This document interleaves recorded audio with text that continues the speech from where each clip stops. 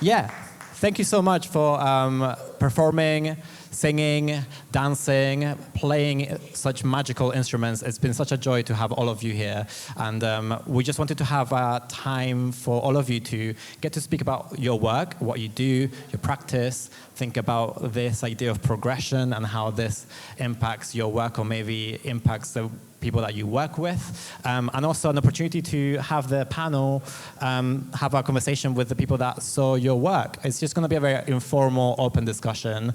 But personally, I wanted to kind of open up the panel with this idea of the theme of progression, right? So we all kind of thought about it in relation to progression of moving from one place to another, maybe at a different stage in your career, and that's something that's really interesting when having movement in the piece, which I think maybe Connor has something to say about that. But I want to open it up and see whether anyone wants to start it off with thinking about why did you choose the piece that you chose for this theme of progression? What's the link that was there? Is there anything that kind of comes to mind? And there's a mic there, so just pass it around and make sure to press the on button. And I'll press this one off because we don't want the feedback. Thank you. Press it. Yeah, so with progression in mind, progression, sometimes you think typically could be linear, but sometimes you have to look back and reevaluate things in life in order to step forward and evolve. So reason why I chose my piece was it kind of felt like a full circle moment. I started doing poetry from a very young age. It was my way of expressing myself and communicating my most intimate thoughts, which I didn't have the capacity to do when I was a young person. And then naturally that turned into me performing and going on stage. And with that poem and that piece in mind, it was really a stage in my life where I was in a really bad situation, was looking around me and didn't feel like I was in a secure place with the right people in my life that I could be vulnerable with. And it was like a wake-up call, and the only thing I could think of doing, because I had no one to speak to, was kind of revert back to who I was when I was a child and just put it down to pen to paper. And that's how Seeing the Signs came about. And now here we are, probably wrote that maybe a good 5 years ago. And now here we are, and I feel like just a lot of the people here on this panel and people in the audience, I feel like they are my peers, people I respect, people I've learned from, help me progress as I am as a creative and as an individual. So yeah, I thought it was quite a nice little piece to be like, actually, you know what? The piece was about realizing and reflecting how can I progress from this situation which was negative, and now I'm here with some people that support me and believe in me. So yeah, that's why I chose my piece about progression.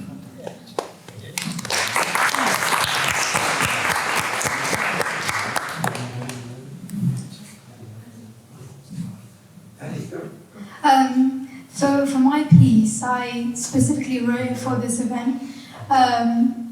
Usually my typical poetry is to do with the past, so it's kind of refreshing to kind of move forward a little bit. With my poetry page as well, it's called The Dots Seem to Connect. So I feel like everything is linked, and for you to move forward, you have to look at the past, but also looking for the future as well. And I feel like this was kind of the next step for the new year for me to kind of break through that, because I had a lot of self-image issues, and as you can tell, I'm really quiet, and this was my form of expression to kind of get it out into the world and to show that I've got something to say. Yeah, so that was inspired by that.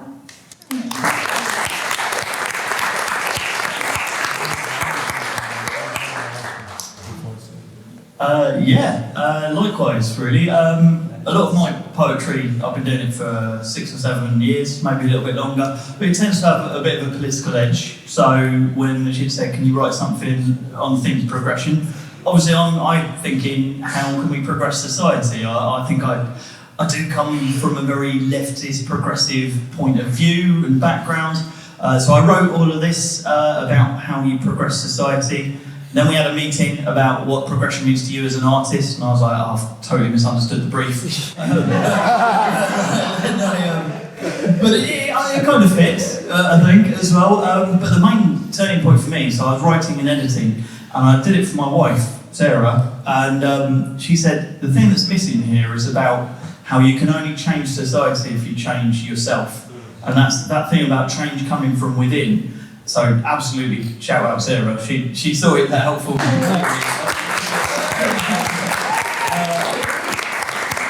You're not here, but you know, we should see the video. But yeah, I think it's absolutely inspiring for me to be on a creative platform with such amazing creatives, not just from poetry, but from music, from dance, from all of these backgrounds, and it just pushes yourself forward as an artist to do these sort of things and to have these opportunities. And yeah, I'm so thankful and so grateful to have that chance. I'll stop talking now.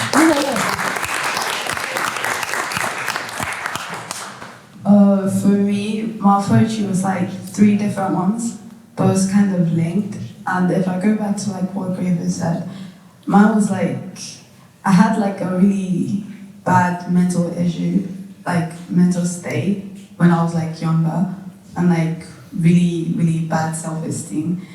And like it was like not that long ago, like early last year, that was when I like got through it because of my mom. She helped me like get through it. And when I was like writing, people didn't like really look at it. It was like Majid that came to my school and it was like, oh, okay, it's good, you can like come and present it. I was really nervous because like I have a really low self-esteem. I still kind of have it, but it's like improved. And like when I heard about the theme progression, I was like, oh, so I looked back to my past poems and like how I've like going through things like when I was low to like how people helped me to where I am now. Like if I perform, I feel like more confident when I'm talking and when I'm like maintaining eye contact and stuff.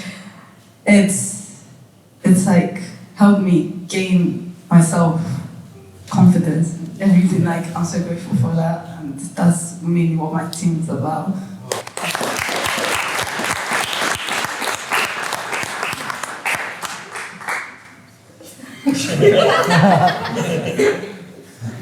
Alright guys, as you saw and heard, me and my sister, twin sister, she's 5 minutes older.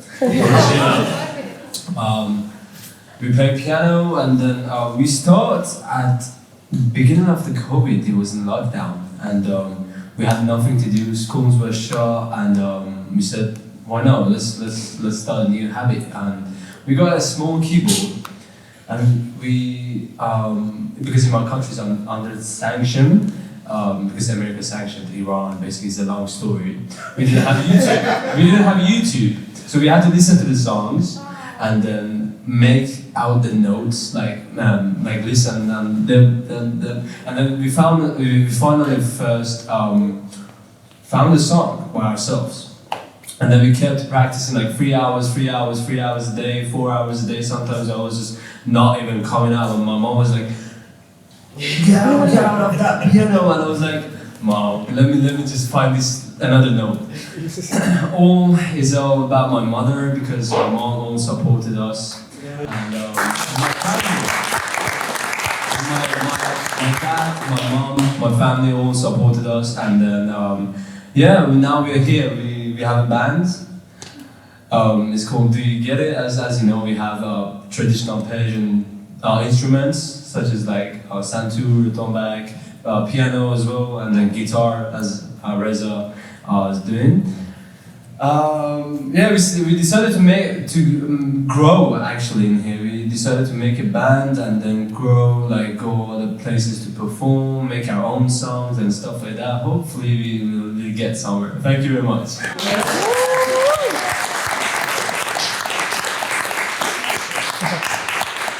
Hey guys, my name is Ahom. 10 years ago, I had some anxiety problems. I was really fast to get angry and easy about little things. I was jealous because of my brother. He was the baby, and my parents loved it more. My parents spoke to the doctor, and doctor said them, because I love martial arts too, my parents was really scary about me, so my father and my mother, both of them had work to do, so they were at work, and me and my brother was alone, so I could kill him. Parents spoke to a doctor, and they asked from doctor how we can do anything for our bigger child to do, not kill our little one. And he said that go and try some instruments on him. And my father first showed me a video about local instrument of Iran, Persian music. He told me, do you like this? And I said no. Do you like this? And I said no. And then he tried to explain for me the all beautiful music, something beautiful, you should do something called, and I said that, oh, that's tombak, dum dum dum. And he said that, okay, if you love that, we can go and find some of them for you. Yeah, but it worked. I didn't kill my brother. Now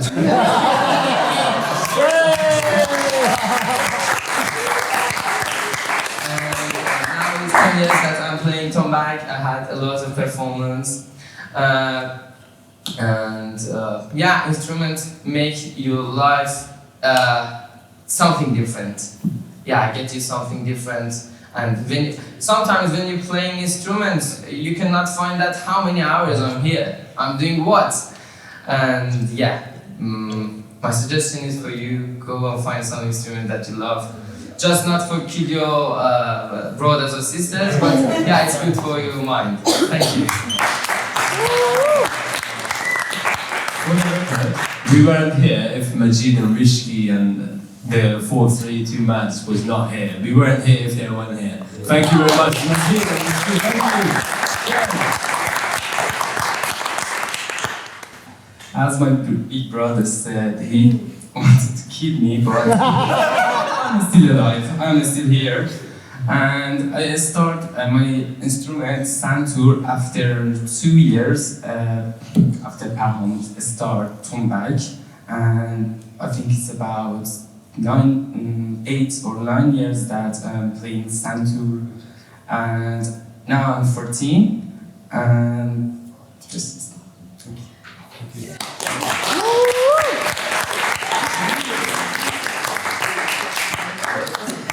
I don't know what to say. I progressed. Yeah. Okay. Like as my brother told you guys, we started playing piano like a few years ago when COVID started. So, what can I say? Yeah, talking is so hard for me though. But yeah, we started playing piano, and I'm really thankful for my mom, because if she wasn't there, I wouldn't do it. For sure, I wouldn't do anything. But yeah, I'm really thankful for my mom. She really supported us in any way that she could. And not even just my mom, my dad and my whole family. And I really miss them so much, especially my dad and my sister. But Mom, thank you very much for being here. I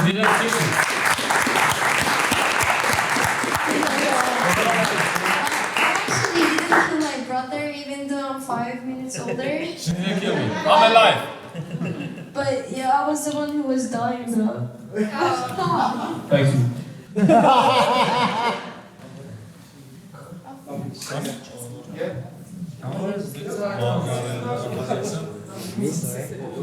My story.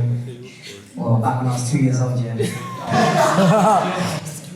No, on the topic of progression, just essentially, it's funny because obviously I come to the panel because I said all the artists, dancers, and etc. come in, and a lot of it is for me progression. I'm coming in and dancing with everyone. It's one of those things that I don't really think about. I'm just doing it. I just go, oh, it's an event. Majid told me. Let me show up. And a lot of the time, is the progression happens naturally because of it. Because I'll come down and I'll see everyone, and they'll think, even just see them talk to one another. It could be talking to Ali about how she's going to do her performance, taking her time, patience, talking, right? I'm just listening. I'm not really saying too much because I don't know too much, but I'll take in and I'll apply it to my own spaces and my own places, yeah? And so a lot of the time when I'm dancing alongside these people, it's not just for me to just display everything that I want to display, because this is different. I'm used to, you know, I might have my own set, I'm doing my own thing, and I might do like a quick freestyle with one of the poets, but that's about as much as it amounts to, right? Whereas actually dancing alongside people, you learn something new. And each time when I come to an event, I'm learning something new. And through that is the progression, right? And that's more literal in terms of my dancing and artistry there, and less about me as a person, etc. But in terms of progression for me, at least when it comes to these types of events, because I kind of am starting to know where I am and I know what I'm doing.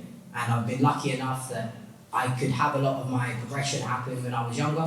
And so now it's just how can I push myself to go even further so we can reach new people, so we can perform with new people and really get to push it, because I want more people to know that we're here and we're doing it. Not only because I think our message is good, but so we can do this for the rest of our lives. And we don't just have to give up on it sometime because it just doesn't make enough, or it doesn't work, or you can't do it in this place. And so my goal is to just keep progressing, because if I progress, then we get to keep doing this for even longer. So.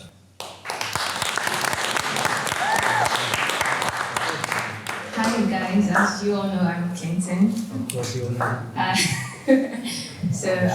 I don't know when I started singing, but all my life, your music has been like a way for me to express myself. Even when I barely talk, especially when I'm around people, I don't know how to say. And when I was still like 10, me and my little sister, we used to like use my mom's phone, play music all midnight, stay up dancing. Like when everyone was sleeping, stay up dancing till like 6. I'm like, yeah, the day till my dad came to send us to bed. I was like, yeah, bye. So we barely knew lyrics of songs. Like we just listened and I was like, oh, singing anything we heard, but it wasn't really the lyrics. So when Madrid, I performed last week, I was really nervous because I've only performed once in my life, and that was in a museum. And I was like 8, 7. Yeah, my church held the program. So me and my little sister were just singing praise and worship. So last week was the first time I performed as a teenager, and it was really scary. I was really nervous because I didn't know how it was going to be like till I saw the crowd, and I was like, okay, yeah, let's just go with the flow. How it's gonna. So my friend was here. She said she was gonna stand with me and it's gonna be fine. So I calmed down and I was like, okay, yeah. So this week, when I came, I was not nervous. I was okay.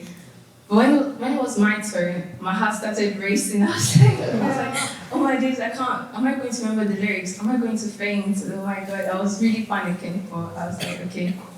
So when I let the door out, I was like, it's calm. So normally I wouldn't learn lyrics. I don't learn lyrics of songs. I just sing whatever I heard. But I guess the progression has made me like want to listen more and learn more of the songs, and it's just okay.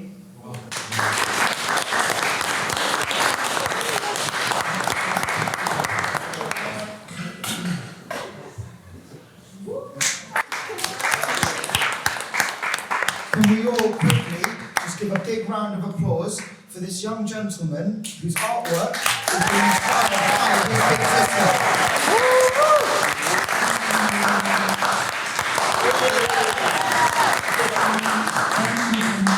For allowing me to draw for our poem, and also for the guy who framed it and put it up on the wall.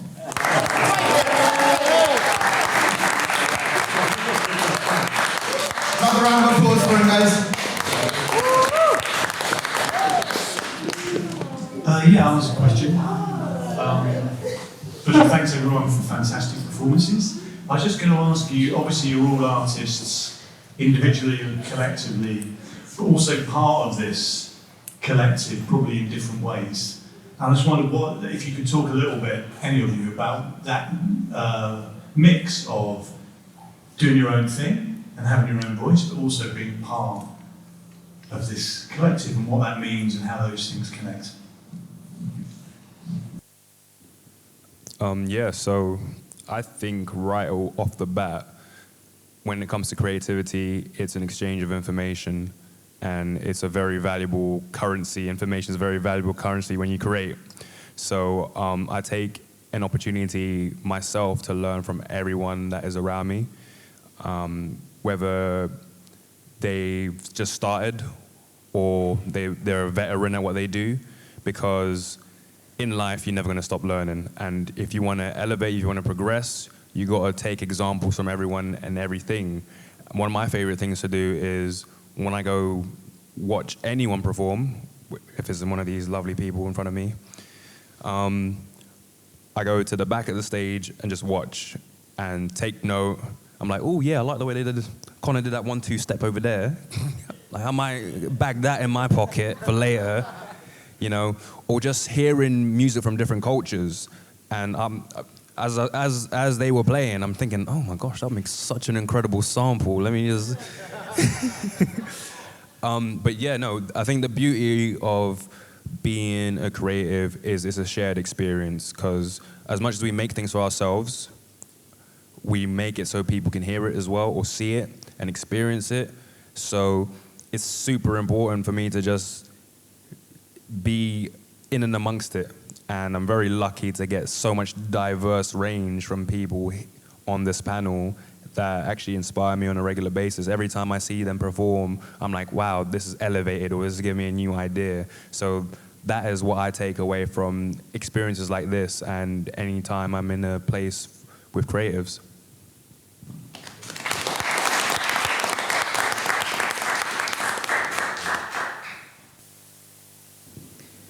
Bars. True. That was true. No, a lot of what Graver was saying is exactly what happens. Like I said, we always inspire. A lot of it will be inspiring one another. It will be different kinds of ways, different kinds of thinking. I said for you, it'd be samples, it'd be moves, etc. And a lot of what I said previously applies here. Yeah, is not only that though. It's also the fact that, as I said, is getting to push it and push it as a group and doing it as one another. Because the thing is you trying to do everything at once is crazy. I do it partially with Ted Block Street Dance as a group and etc. and doing the classes and pushing that and trying to get people in on it. But doing everything at the same time, to the best of your ability, you need people that are good at everything. When it's a big group, of course, we're talking about the performers because, you know, it makes it, it's a part of it. But we're not in the room if Majid and Rishki and etc. don't tell everyone, right? Like, the thing is someone has to push it. And then not someone just has to push it, someone has to look everywhere, literally. I was talking to one fine gentleman over there who was checking everything before. It's like, oh, is everything in the right place? Is everything... Honestly, I can be blind to the location sometimes. I'll be just doing my moves and etc. And maybe I'll be out with a friend and they'll be recording and they go, oh, this is a really nice backdrop. And then suddenly that video is the one that does good. I wouldn't have even thought of it. I couldn't have seen it, right? I'm focused on being good at my dance. Maybe I'm focused on pushing my classes or something. But all of that is different from getting everyone in the room to watch us, right? And so being a part of the group, that's something that's powerful and something that basically I just can't do alone all the time. It's way easier when I get other people. I'm a sucker for wanting to do everything myself. When I was 7 years old, every time I had a maths question, I wanted to do Pythagoras on my own. It's like, boy, ask for help. What do you think the teacher's there for? I could do it. I'm fine. I don't need you. I need you. Don't get it twisted. I need you. Whenever you give me a call and be like, oh yeah, you're right. And be like, do you need help with something? I'm like, no, I need help. Ignore me. Ask me what it is. And I'm like, oh, well, you know, I'd like if you showed up on my birthday party, you know. Still, that's me.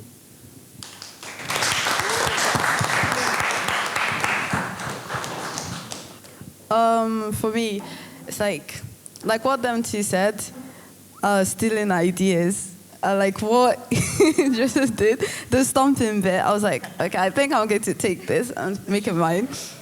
But for me, being creative is like, you're writing your words down, and like, apart from you putting what you feel about yourself and stuff on paper, you're like letting people like try and understand you from your point of view. Like, when Majid was reading his, I like felt it from his point of view, if that makes sense.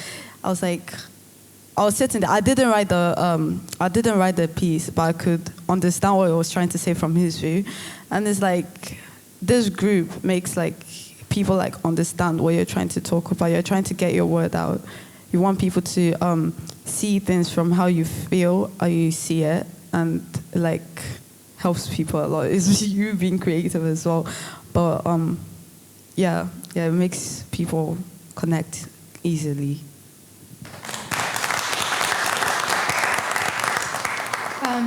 I think for me, when I was first starting out, it was kind of like a lonely road. I was in my like bedroom writing my little poems, and it wasn't until Omar introduced me to Open Your Mouth, and I met other poems, and I felt a sense of community, and I didn't feel alone. I was like, you understand me. Like me and Jackson was kind of connecting, and we're like, oh, like it's actually a friendship growing, and like collaborations happening, and like social connections, stuff like that. Yeah, so it doesn't feel lonely, and I feel at home and at peace as well. Thank you.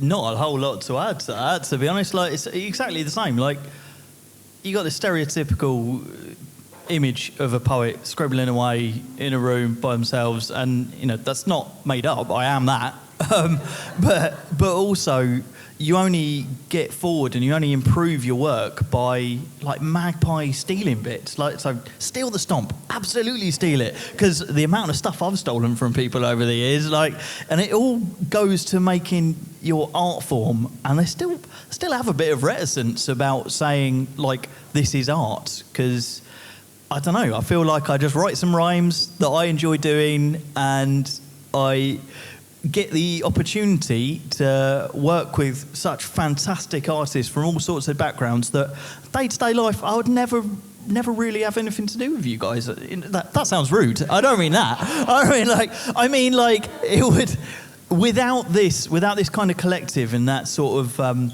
community ownership of putting your art forward and getting the opportunity to go to things like this, it will only improve things. Like, there's no downside to it at all. So yeah, long may it continue. Cheers. Hello. I put it as the word growth, because as a community, we can use each other to improve each other. You know what I'm saying? Like, me and her, half an hour before the actual performance, we said, let's do it. We can add the piano in it behind your, like, with your poem. We can add a piano, you know. And then me and him, we make a song. That is we try to improve ourselves by using each other, such as you named it as stealing or like stuff like that, you know. We can share ideas, we can get ideas from other people, we can fix it out to ourselves. Like, for example, Rishki comes up to me and says, you know, look, do Dr. Drill as well. Like, you can do it, you know. If we share, like, communication and stuff like that, that will make a good community. What I can say. And because we perform a lot of places all together as a group, but we are not group, you know, but we are like a community together. And then we can use each other to improve ourselves, basically. Thank you.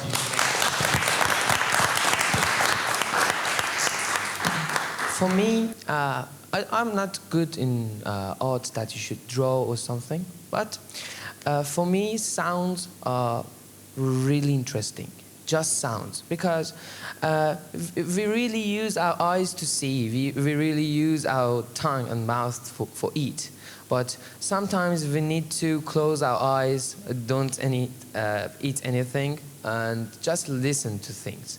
And when you're doing music, for individual, you're writing your story out. But when you're performing with another one, for example, I'm doing with my brother Daniel and Ash.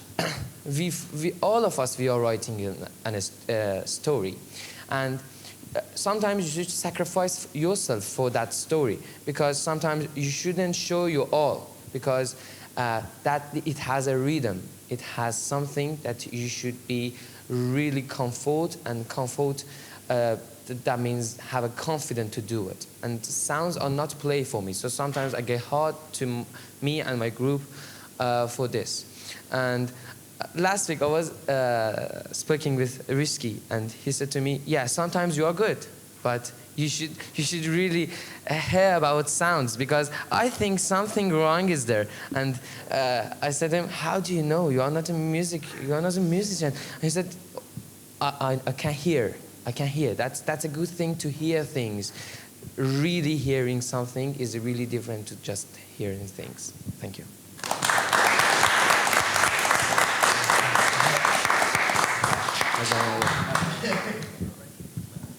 Don't steal this from me, please.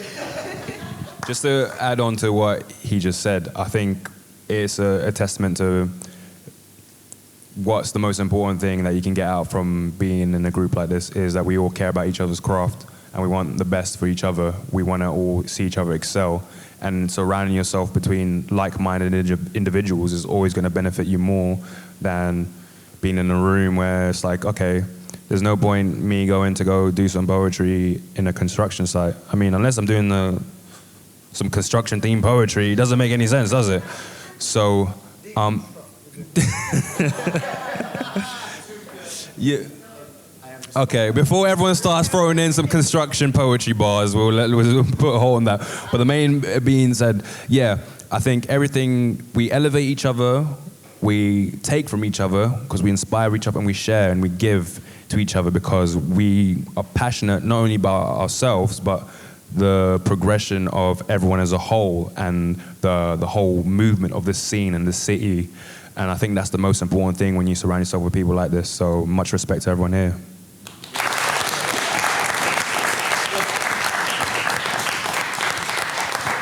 I'm just conscious of time, so we're gonna wrap it here, but I think there is a surprise coming, which I don't know what that is, but it will be here, so stay seated, all of you. Would you guys like a little bit of poetry? Just a little bit more. Just a tiny tad little bit more. Go on, give us one last one. One last little one? Something for fun, eh? Before you hit the road. Okay. Shabash, shabash. This piece is called About a Boy. I was thinking late at night, one of those evenings when you can't sleep and you're restless, about what would it be like if a child from this country was the survivor of a drone strike. So About a Boy came up.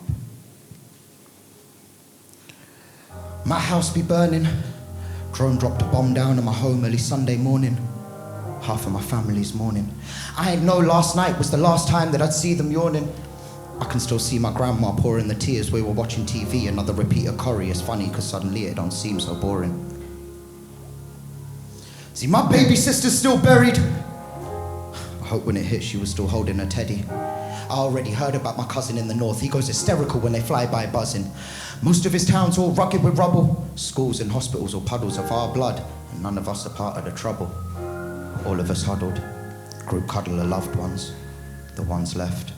Looking at a homestead they built in hope, laid a mess. We've no time to rest. Father said it's time to run. Leave your peace to the Lord. This ain't a test. We've nothing left, my son. We need to survive to find out what's next. But we'll just find the strength for one step and then do it again.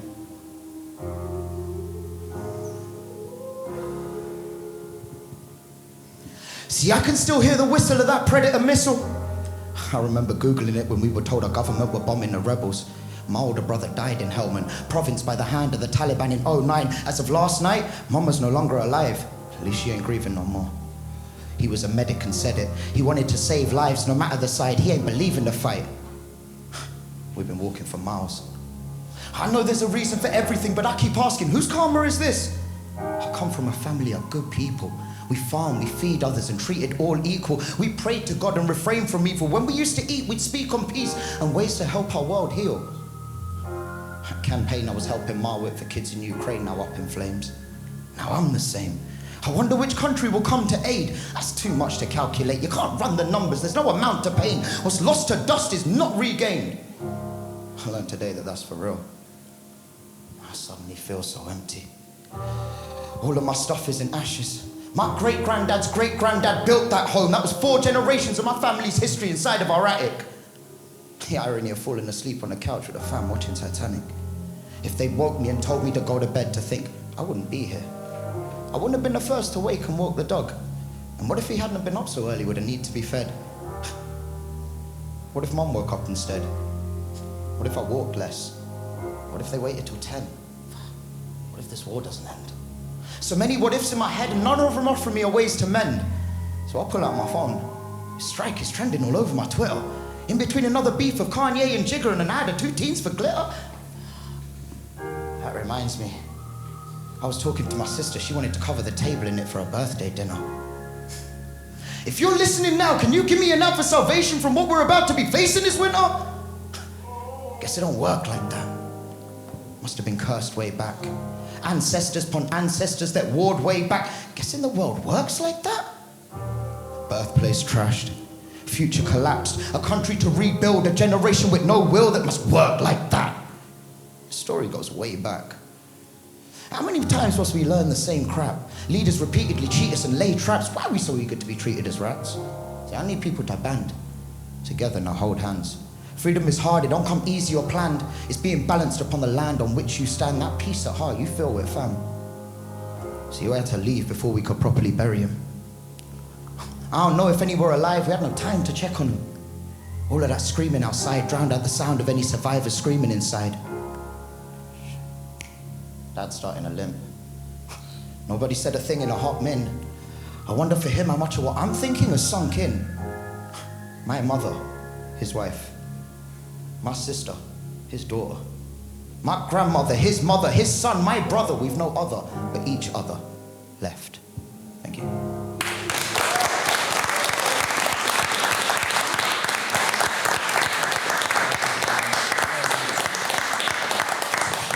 Thank you, guys.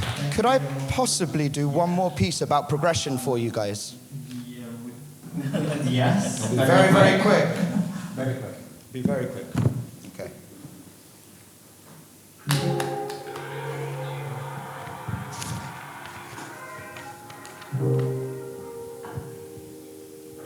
Seema, this one's for you, my dear. This one's called Family Tree. It's about the progression of humanity and all of us and how we got to where we are now. Family tree, branched overseas. Everywhere on earth my family's reached. Homes on the beach, mountains, peaks, deep in the jungle to eat. Spoke with the Greeks. Fam, home is a homie, a really, really great dead uncle Nadine. Ancestors and genes, a bibliography of biographies. See, I'm a product of so many possibilities and dreams. A product of nobility and no means. Impossible abilities, liabilities of liberty, petty thieves, killers in the street, rishis, gurus, priests, genealogies. Shadis on Hathis last in a week. Don't know when, don't know where. Some of them were bartered for sheep. Some of them were martyred. Some of them were left to the sea, praying. And many of them eaten by beasts. So many different odysseys. I wonder what they got to see. Were they led by honesty and generosity, or did they study criminology and greed? What was at their tippy top of their isosceles of need? Elites of the East, speakers of peace, fleet of concrete beasts in heat, unleashed best retreat, an increased number of obsolete. Delete and repeat. Enslavement. Pagans. Mother Nature's praying ones, slavers. Can't allow faith on earth, we need concern to create safe havens. So stop reacting. Choose actions. Top acting. Use captions. New cultures made from hating what's not happening. That's knowledge as we know it. First to print. Show proof in ink. The truth is more than his story upon story of each new victor's glory. Let's think. Who named the gods? How many gods have we lost? What's needed to believe in an omni-us? How many plots of land does it take to cultivate faith? Sow seeds and wait. We know seasons change, so who on earth was the first to pray for rain? Too stubborn a mule, reluctant to move, a refusal of patience, afraid of the new domain. How can a name support a claim? How can fear make fiction fact? Lines on a map. Nomad, Aryan, Parsi, Guju from Greater Iran as a Zoroastrian refugee to a new land. No need to, because I'm one with the cosmic plan. Go with the flow. Unknown. Ain't no need to show me the road. No hope. I believe my essence is sent where it's meant to go. Who remembers Harappa, Somnath, Surkotada, the Ghazi Shah, Chupawala, the Gulli culture of the mountains of Manda? Who was the first on earth to recite a mantra? Mummy, what's in us? Beta, we from the valley of Indus. Scriptures in Sanskrit depict us. Patakali, Patela, in Marathi, Kannada, Gujarati, Patel, Karanatha village in Maharashtra, Gujarati immigrant from modern day Gaza. Buddy, I'm begging your pardons. But what makes you think that this ain't no Prada? Browns where it must have been bargained? Which one of my forefathers spoke to Krishna, Allah, Jove for answers? The many harbors departed, loved ones that waved and prayed for safe departures. Who, what, where, how, when, why did they start my karma? If causality exists, then each atom is destined on its own dharma. I'm an extension of an abundance of equations, simultaneous vibrations that make up my mantra. My family tree is the thunder and dance that light conjures. Namaste, inshallah.